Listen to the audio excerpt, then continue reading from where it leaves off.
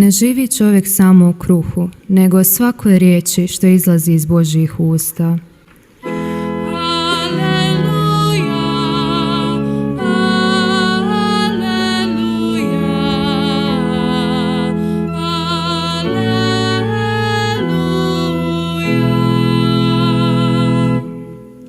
Gospodin s vama.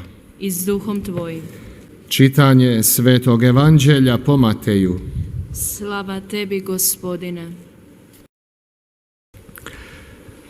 Onoga dana Isus iziđe iz kuće i sjede uz more.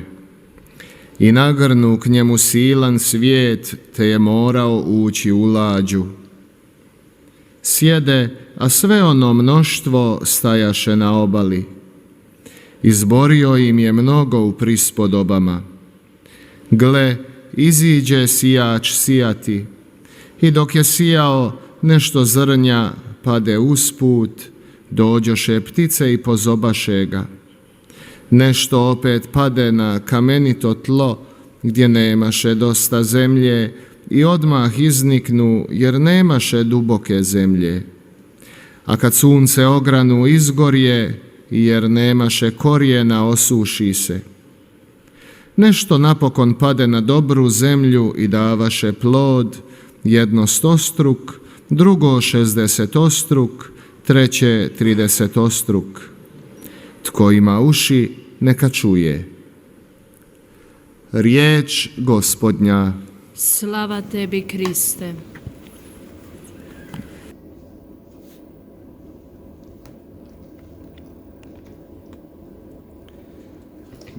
사랑하는 형제자매 여러분,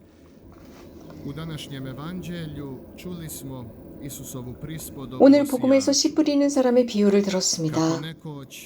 당시도 그랬던 것처럼 지금도 예수님께서는 우리 모두에게 하시는 말씀입니다. 씨 뿌리는 이 한 사람입니다. 하지만 그 씨가 뿌려지는 곳은 다양한 대지입니다. 땅입니다. 우리들의 영혼, 우리들의 인생입니다. 예수님께서 구체적으로 말씀하시는 것은 현재 그분의 말씀을 듣는 사람은 여러 다양한 관계를 맺고 있거나 혹은 관계가 결핍되어 있는 당신의 말씀과 당신과의 관계 혹은 그 관계가 성립되거나 성립되지 않은 상태입니다. 이것이 우리들의 삶인데 아주 각양각색입니다. 그래서 말씀의 씨앗이 길거리에 떨어질 수도 있다는 것입니다. 이런 말이 있죠. 하느님의 말씀을 이해하지 못한 상태입니다. 이해하지 못했기 때문에 그 즉시 악령이 그것을 빼앗아가 버립니다. 그래서 그 하느님의 말씀, 그 말씀은 우리들을 방문하십니다. 항구하게 방문하십니다. 그런데 그 사람이 이해하지 못했기 때문에 자꾸 요리조리 피해 다닙니다. 자꾸 도망칩니다. 그러나 이 삶은 하느님의 말씀을 통해서 살아야 합니다. 하느님의 말씀은 사람을 칩니다. 그 하느님의 말씀은 그저 어느 한 곳에 픽스되어 있지 않습니다. 그 말씀은 그와 함께 있어야 하기 때문입니다. 그런데 이 사람은 하느님을 경배하지 못하고 그 말씀을 들을 능력이 되지 않으며 하느님의 말씀을 위해서 시간을 내지 못합니다. 늘 분주합니다. 자신의 삶 속에서 묵상과 숙고의 시간이 부족합니다. 이런 사람은 늘 마음이 분주하고 무엇인가를 하지 않으면 불안하고 초조합니다. 마음의 평화가 없고 그 사람의 인생 자체의 평화를 찾아볼 수 없습니다. 즉 하느님과 함께하지 못합니다. 고즈넉한 상태를 경험해보지 못한 사람입니다. 하느님께서는 자주 사람들을 통해서 우리들의 마음을 방문하시고 그런데 우리는 이러한 것들을 소홀히 합니다. 그리고 나서 오랫동안 걸은 뒤에야 비로소 어떤 누군가를 통해서 하느님께서는 나를 방문하셨구나 라고 하면서 가슴을 칩니다. 그것은 어떤 순례자들을 통해서가 아니라 우리 주변에 살고 있는 사람들을 통해서입니다. 우리는 하느님의 말씀의 씨앗, 그것을 우리들의 마음속에 심어야 하고 그 하느님의 말씀의 씨앗은 우리들의 마음속에서 외치고 있습니다. 멈춰라, 두려워하지 마라, 왜 내면을 보는 것을 두려워하느냐라는 음성이 들릴 것입니다. 우리가 마음을 들여다보지 못하는 것은 더러움이 있고 상처가 있고 불의가 있고 두려움이 있기 때문입니다. 여러분들의 죄만을 보는 것이 아니라 정말 여러분들이 수치스러워하는 모든 것들이 그 마음 안에 있기 때문입니다. 하지만 한편으로는 그 씨앗의 경이로움도 보게 됩니다. 하느님의 나라를 함축한 그 씨앗이 여러분들 안에 있다는 것입니다. 모든 시작은 어렵기 마련입니다. 그러나 두려워하지 맙시다. 그렇다고 해서 그리스도께 문을 여는데 주춤거리지 맙시다. 문을 여는 것은요, 그 어떤 것보다도 훨씬 더 많은 이득이 있는 것입니다. 우리들 마음 안에 있는 그런 부정적인 것들 아무것도 아닙니다. 문을 연다면 말입니다.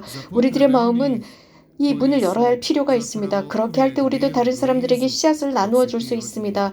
내가 다른 사람들로부터 피하고 있을 때 나는 더욱 소외된 사람이 됩니다. 두려워하지 맙시다. 그런 이야기가 있죠. 자, 돌밭입니다.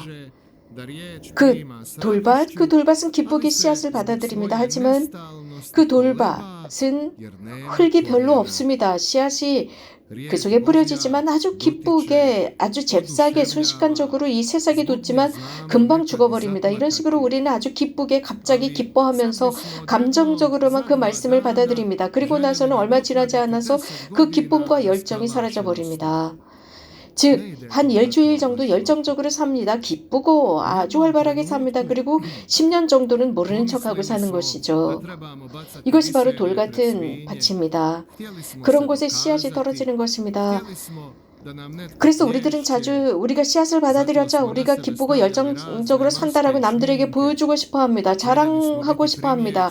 그런데 사람들도 그런 모습에 이제 지겨워지겠죠? 지루해지겠죠? 그러면 더 이상 그 사람을 칭송하지 않습니다. 그러면 이 사람은 금방 시들해져서 성당도 다니지 않고 열심함도 사라져버립니다. 쉽게 성당으로 발을 돌리지 못합니다. 왜? 사람들이 칭찬하지 않고 자신을 보아주지 않기 때문입니다.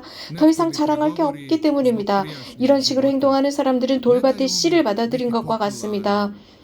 무엇인가 다른 사람에게 기쁨을 주는 것이 없다고 생각합니다. 그러나 우리가 생각해야 하는 것은 이런 사람은요, 자주 저 사람들은 나를 시기하고 질투하는 거야. 내가 잘났기 때문에 질투하는 거야 라고 생각합니다.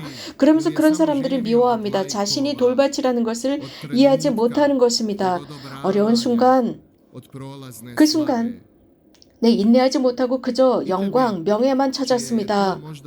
이것이 바로 돌밭에 떨어진 씨앗입니다. 그렇기 때문에 그 뿌리를 내리지 못합니다. 항구하게 자라지 못합니다. 이런 어려움 속에 있을 때 돌밭에서 새싹이 자랐을 때 바로 손을 내밀어야 합니다. 그래서 누군가 물을 주도록 해야 하는데 손을 놓고 있을 때 원수가 즉시 들이닥칩니다. 이런 돌밭에 씨를 뿌려진, 즉 여러분이 돌밭인 상태에서 누군가 열심히 박수를 쳐줍니다. 믿지 마십시오. 여러분이 돌밭이라는 것을 이해하고 도움의 손길을 펼쳐야 합니다. 그럴 때 분명히 주님께서는 여러분들에게 도움을 주실 것입니다. 물론 여러분들의 삶이 어려울 수도 있어요. 하지만 그 돌밭 속에서도 그 뿌리가 조건만 된다면 그 돌밭에 깊이 있게 뿌리 내릴 수 있다는 사실입니다. 중요한 것은 내 자신을 인식하고 도움을 청하는 것입니다. 이렇게 하면서 그 돌밭, 그 돌 속에 스며드는 그 따뜻함이 아주 추운 한밤중에 이 씨를 도와줄 수도 있습니다. 중요한 것은 인식하는 것입니다. 좀 더 앞으로 나가는 것입니다. 그러나 훨씬 더 좋은 환경은 좋은 땅에 떨어진 씨앗입니다.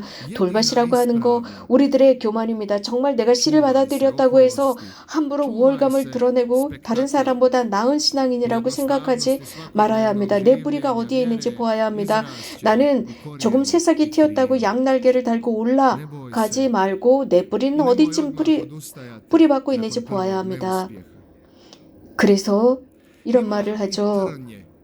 인간적인 부요함이나 인간의 말을 잘하는 이러한 모든 것들 아무 소용이 없다는 것입니다. 우리 사람들은 너무나도 쉽게 편안함을 찾습니다. 편안함 속에 안주하게 됩니다. 그래서 쓸데없는 말 속에 끌려다니고 그 말에 매료되어서 내가 진짜 잘난 사람인 것처럼 착각하고 살아갑니다. 이런 식으로 악령은 우리들을 유혹하고 그 미사여구 속에서 자신을 감추고 있습니다. 그러나 우리들의 영혼은 외치고 있습니다. 우리들이 불행하고 우리들이 혼란을 겪고 있음을, 불안하다는 것을 우리들의 영혼이 외치고 있습니다. 그렇다면 이것을 즉시 인식하고 우리들의 영혼의 공간을 넓혀야 합니다. 여러분들의 무덤으로 들어갈 때 여러분들의 명예나 돈이나 보물이나 여러분들의 자동차나 여러분의 비싼 시계와 함께 갈 수 없습니다. 혹은 가장 절친하다고 하는 친구들도 함께 무덤으로 가지 못합니다. 여러분 혼자 무덤에 들어갑니다. 그렇기 때문에 가장 중요한 목소리를 들어야 합니다. 좋은 땅, 옥토, 제가 지금 방금 가시덤불이나 돌밭 세관에서 말씀을 드렸습니다. 그렇다고 해서 나는 돌밭일 뿐이야 라고 자괴감에 빠져들지 맙시다. 우리들의 스토리를 바꿀 수 있습니다. 우리는 자주 사람들을 볼 때 그 사람들의 어떤 컨텍스트를 보아야 합니다. 예를 들어서 그런 사람들이 알코올 중독이다. 저 사람은 전혀 바뀌지 않을 거야 라고 함부로 판단합니다. 저런 사람은 너무나 비천한 사람이야. 성공하지 못할 거야. 명예를 얻지 못할 거야. 이것도 잘못된 생각입니다. 우리는 이런 식으로 하느님의 은총이 그 사람 안에 어디에 있는지도 모르면서 판단합니다. 함부로 그 은총을 소리하는 것입니다. 은총이라고 하는 것은 오늘 이 비유의 열쇠가 되기도 합니다. 우리들의 컨텍스트를 보도록 합시다. 하느님께서 모든 것을 다 아시기 때문에 우리는 함부로 판단할 수 없고 하느님은 악을 선으로도 바꿀 수 있는 분이십니다. 그렇기 때문에 우리는 조심해야 합니다. 늘 불안하고 불균형한 사람들이 있습니다. 어린아이들이 천국에 들어갈 것이라고 했습니다. 그렇기 때문에 우리는 양심 성찰을 잘하고 우리들의 삶에 대한 묵상을 해야 합니다. 그래서 여러분들의 유년 시절을 잘 생각해 보시고 묵상해 보십시오. 유년 시절에 나는 무엇이 되고 싶어 했을까? 무엇을 하고 있었을까? 아시시의 프란치스코 성인은 소년이었을 때 노래하는 것을 좋아하셨습니다. 그래서 사람들을 기쁘게 만들어주곤 하셨습니다. 그리고 삶의 마지막 순간 그분은 눈이 멀었습니다. 눈이 멀었음에도 불구하고 우리가 잘 알고 있는 태양의 찬가를 쓰셨습니다. 처음에는 자신의 명예를 얻기 위해서 사람들이 자신에게 칭찬을 해주기를 바라면서 노래를 했습니다. 그러나 눈이 멀었을 때 모든 것이 보이지 않았어도 별과 태양과 달들을 누님과 형님으로 불렀습니다. 구약에는 이러한 모든 것들, 성인께서도 모든 것들을 찬미한 분들이 계십니다. 형제자매들로 불렀습니다. 요셉이었습니다. 요셉은 결국 형들의 손에 의해서 이집트로 팔려갔지만 그 팔린 그 동생 아우 요셉이 자신들의 가족과 그 백성을 구했습니다. 그러므로 아주 작디 작은 사람을 통해서 위대한 일을 하시는 하느님, 그래서 그 기근에 시달리는 백성을 먹여 살린 요셉이었습니다. 하지만 이렇게 되기 위해서는 이러한 모든 것을 이해하기 위해서는 많은 여정을 걸어야 했습니다. 모세는 강물에 떠내려가던 아기였습니다.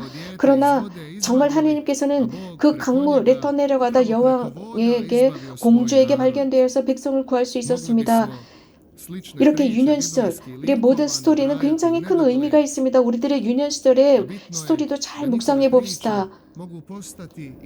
소녀로서 인형을 가지고 놀이를 했다면 지금은 아주 완전한 어머니가 되었을 수도 있고요. 어릴 때 인형 놀이를 했다면 인형 놀이를 하면서 많은 아이들이 완전한 그 인형의 엄마 놀이를 했다면 또 이렇게 될 수도 있습니다. 예를 들어서 유년 시절에 굉장히 슬픈 삶을 보냈다면 지금도 그럴 수 있습니다. 혹은 6살, 7살 때 그리스도를 위해서 나는 삶을 내놓을 거야 라는 생각을 하고 아빌라의 성녀 데레사 같은 이런 생활을 했다면 물론 봉쇄 수도원에 살지는 않겠지만 주변에 자기 집 주변에 살고 있는 사람들과 함께 기뻐할 수도 있습니다. 신앙을 전할 수도 있습니다. 어린 시절에 미사 드리는 흉내를 내면서 놀이를 했다면 이것은 분명히 어떤 메시지가 있는 것입니다. 그래서 우리 유년의 스토리는 매우 중요합니다. 형제자매 여러분, 우리들의 인생 속에서 유년 시절에 가지고 있었던 그 기쁨, 그 열정, 그런 것들이 점차 시간이 지나면서 죄나 혹은 과오나 여러 가지 것들을 통해서 이게 변형되기 시작하고 십자가가 되기도 하지만 여러분들 주님을 믿으십시오. 주님을 신뢰하십시오. 주님께 의탁하십시오. 그리고 여러분들의 삶을 어린 시절부터 지금까지 묵상하시면서 상처가 있다면 주님께 드리면서 그것을 회복시켜달라, 치유시켜달라, 그리고 그런 상처받은 유년을 사랑하게 해달라 정하십시오. 우리들의 모든 삶은 무의미한 순간이 없습니다. 모두가 다 하나님께서 계획하신 것들입니다. 어난 성인은 삶의 의미를 잃었습니다. 정말 살고 싶지 않았습니다. 심지어는 자기 자신에게 실망했습니다. 그럴 때 하나님께서 그것이 엘리야입니다. 그런데 하나님께서 찾아오셔서 속삭입니다. 먹고 마셔라. 나는 너를 위한 프로젝트가 있다. 너는 오랜 여정을 걸어야 한다. 라고 했습니다. 이런 식으로 우리들의 삶을 묵상할 줄 알아야 합니다. 아멘.